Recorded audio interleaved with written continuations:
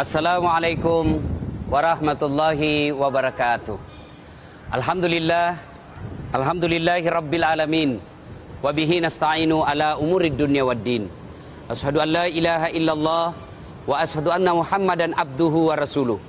Allahumma salli ala Sayyidina Muhammad wa ala alihi wa sahbihi ajma'in. Amma ba'd. Suatu ketika Rasulullah sallallahu alaihi wasallam naik ke atas mimbar ingin menyampaikan khutbah Idul Fitri. Pada saat itu tanggal 1 Syawal.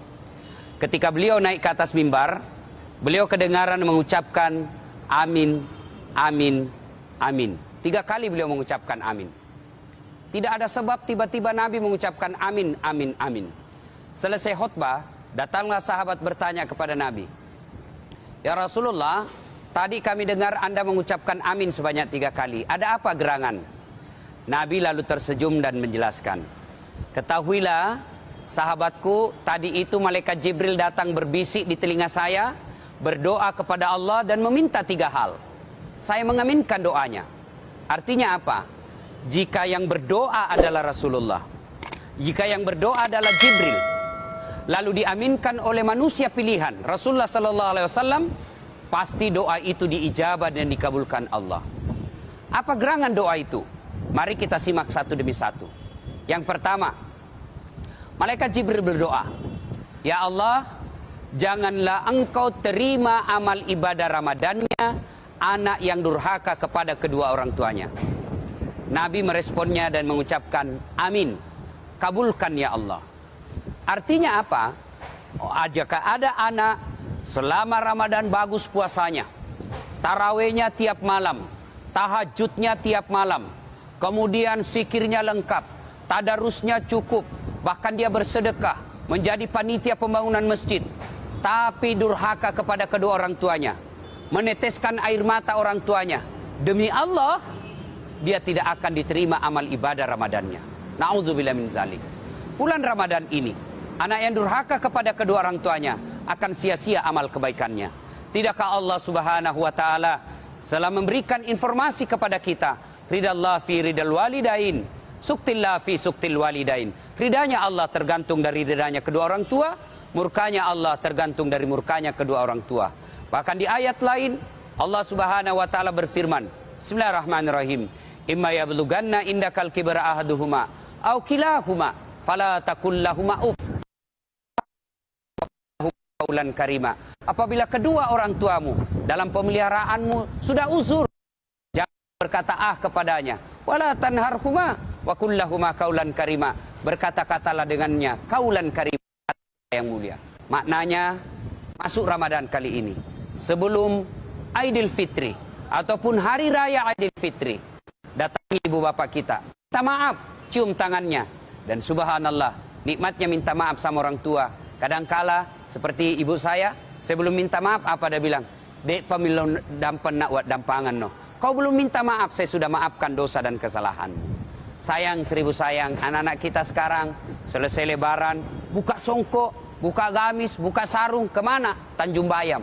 Ada kau dosamu di Tanjung Bayam dong? Orang tua dulu didatangi, cium tangannya, minta maaf. Insya Allah, kalau dimaafkan orang tua, nasami diampuni dosa dan kesalahan kita.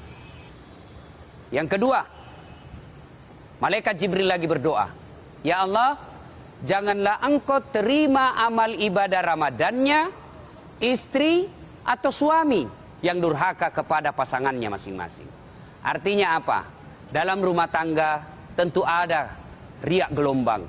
Dalam rumah tangga tentu ada cobaan-cobaan yang kita lewati.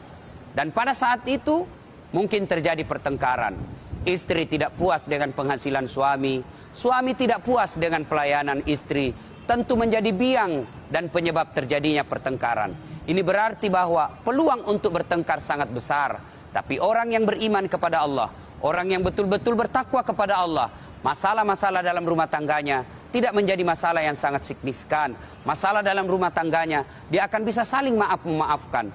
Istri memaafkan suami, suami memaafkan istrinya. Rasulullah sallallahu alaihi wasallam pada suatu kali datang menghadap kepada istri beliau Khadijah radhiyallahu anhu dan minta maaf kepada Khadijah. Beliau mencium tangan Khadijah lalu mencium kening Khadijah radhiyallahu anhu. Inilah Rasulullah, manusia pilihan, sadar bahwa ada dosa dan kesalahan, ada mungkin pernah menyakiti hati istri beliau, beliau tidak malu, beliau tidak sungkan mendatangi istri beliau untuk meminta maaf. Rasulullah adalah manusia pilihan, tetapi beliau menyadari ada dosa dan kesalahan yang pernah dilakukan. Demikian juga Khadijah radhiyallahu anhu pernah melakukan dosa dan barangkali pelayanannya tidak maksimal kepada Rasulullah. Khadijah pun meminta maaf kepada Rasulullah Muhammad SAW. Yang ketiga, malaikat Jibril berdoa pada 1 Syawal, hari raya Idul Fitri. Jibril berdoa, "Ya Allah, janganlah engkau terima amal ibadah Ramadannya muslim yang tidak mau memaafkan sesamanya muslim." Artinya apa?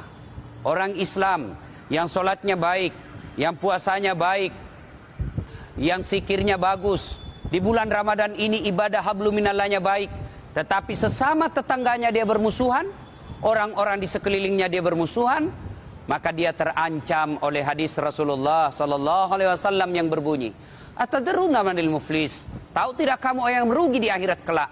Artinya merugi karena habis amal kebaikannya. Siapa mereka? Rasulullah menjelaskan, "Jarusu wa khati'ur rahim." Tetangga yang jahat sama tetangganya dan yang memutuskan persaudaraan. Akhir Ramadan, manfaatkan dengan sebaik-baiknya. Dengan cara apa? Bersilaturahmi, mengunjungi karib kerabat kita, terutama yang pernah kita sakiti. Jangan lagi berkata malu, jangan lagi bilang saya kakak, saya karayen, saya puang, saya kaya, masa saya minta maaf. Ketika masih ada perasaan seperti itu, nasami, pahala dan kebaikan kita akan hancur di sisi Allah Subhanahu wa taala. Pemirsa, inilah yang sempat kita sampaikan, mudah-mudahan ada manfaat. Saya Das'at Latif. Assalamualaikum warahmatullahi wabarakatuh.